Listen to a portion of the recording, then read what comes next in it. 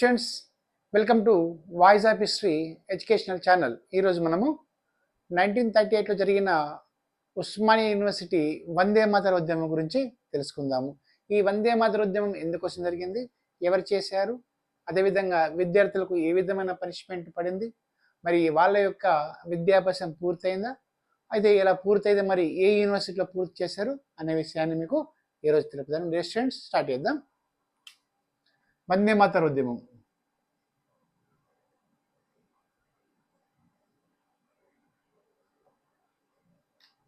Osmania university.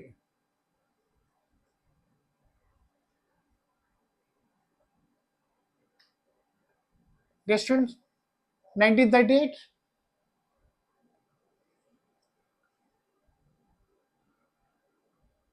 ఓయూలో B hostel విద్యార్థులు దసరా ఉత్సవాల సందర్భంగా వందే మాతర గేయాన్ని ఆలకిస్తారు.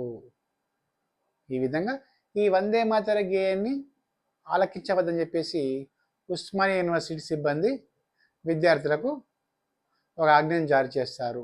అంటే వందే మాతర ఉద్యమం లేదా వందే మాతర గీతం ఆలకించద్దని 1938 నవంబర్ 29 నాడు 1938 నవంబర్ 29 ఈనాడు ఓయూ అంటే ఉస్మాన్ యూనివర్సిటీ ఒక సర్క్యులర్ జారీ చేస్తుంది. ఇక నుంచి ఉస్మాన్ యూనివర్సిటీ పరిధిలో ఏ హాస్టల్ కానీ ఏ కాలేజీ కానీ అక్కడ వందే మాతరం గీతం ఆలపించదని నిషేధాజ్ఞ జారీ చేస్తారు. అయితే డియర్ స్టూడెంట్స్, మరి ఈ ఉస్మాన్ యూనివర్సిటీ అనేది 1918లో ఏర్పాటు చేయడం జరిగింది. మీర్ ఉస్మాన్ అలీ ఖాన్, ఓకేనా, మీర్ ఉస్మాన్ అలీ ఖాన్ ఈ యూనివర్సిటీని స్టార్ట్ చేయడం జరిగింది. అదేవిధంగా 1919 ఆగస్ట్ 28 నాడు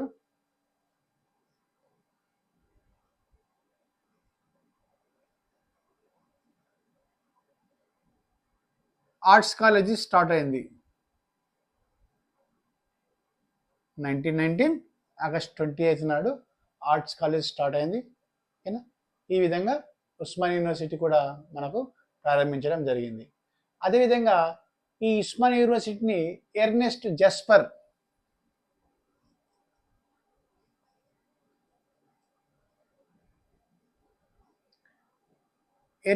అనే వ్యక్తి ఈ యూనివర్సిటీని ఆర్ట్స్ కాలేజ్ని డిజైన్ చేశాడు.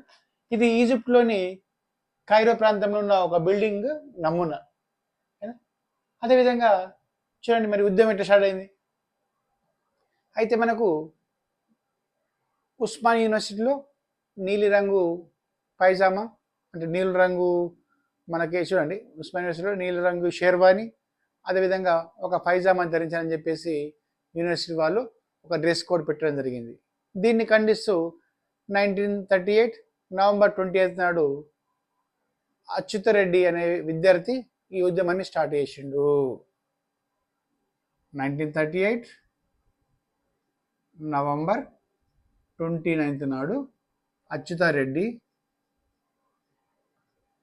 అనే స్టూడెంట్ ఉస్మానియా యూనివర్సిటీలో వందే మాతర ఉద్యమాన్ని స్టార్ట్ చేసిండు.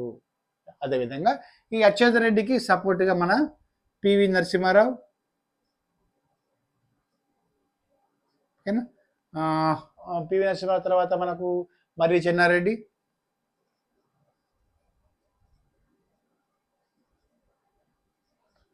టి హయగ్రీవాచారి,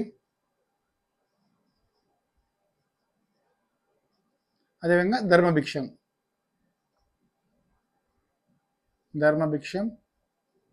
అనే నలుగురు విద్యార్థులు ఈ అచ్యుతరెడ్డికి సపోర్ట్గా వచ్చి ఉస్మాన్ యూనివర్సిటీలో 100 మంది విద్యార్థులు పెద్ద ఉద్యమం స్టార్ట్ చేస్తారు. స్టూడెంట్ చూడండి, ఈ ఉద్యమానికి గాంధీజీ, నెహ్రూ మరి సుభాష్ చంద్రబోసు సపోర్ట్ చేస్తూ లేఖలు రాయడం జరుగుతుంది. చూడండి, అంటే ఈ ఉస్మానియా యూనివర్సిటీ జరిగిన వందే మాతర ఉద్యమం 1938లో జరిగింది. ఓకేనా, 1938లో వందే మాతర గీతం ఆలకించదని చెప్పేసి 1938 నవంబర్ 29 నాడు ఉస్మాన్ యూనివర్సిటీ ఒక సర్క్యులర్ జారీ చేస్తారు. ఈ సర్క్యులర్ జారీకి వ్యతిరేకంగా అచ్యుతారెడ్డి అనే విద్యార్థి వందే మాతర ఉద్యమాన్ని మొట్టమొదటిసారిగా స్టార్ట్ చేస్తారు. అది 1938 నవంబర్ 29 నాడు.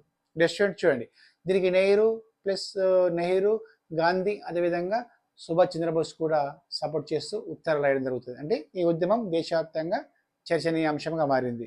స్టూడెంట్స్, ఈ ఉద్యమ కాలంలో రామచంద్రరెడ్డి అనే వ్యక్తి అంటే స్టూడెంట్ ఈ వందే మాతరాన్ని హైదరాబాద్ మొత్తం ప్రచారం చేసింది కాబట్టి ఆ రోజు నుంచి ఈ రామచంద్రరెడ్డిని వందే మాతరం రామచంద్రరెడ్డిగా పిలవడం జరుగుతుంది.